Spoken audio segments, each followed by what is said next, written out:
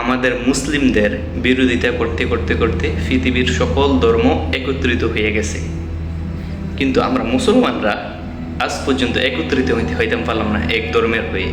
আমরা দলে দলে ফিরকায় ফিরকায় ভাগ হয়ে গেছি। দুবাইয়ের মতো একটা মুসলিম কান্ট্রি, সুদানের মতো মুসলিম কান্ট্রিতে গণহত্যা চালায়।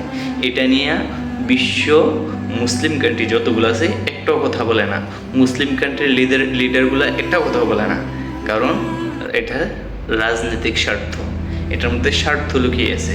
কথা বললেই কোনো না কোনোভাবে দেশের মধ্যে ব্যাঘাত ঘটবে, দেশের অর্থনীতিতে কিংবা দেশের রাজনীতিতে কোনো না কোনো একটা পলিসি সৃষ্টি হবে। সেজন্য কোনো মুসলিম নেতা এটার পক্ষে বা বিপক্ষে কোনো কথা বলতেছে না।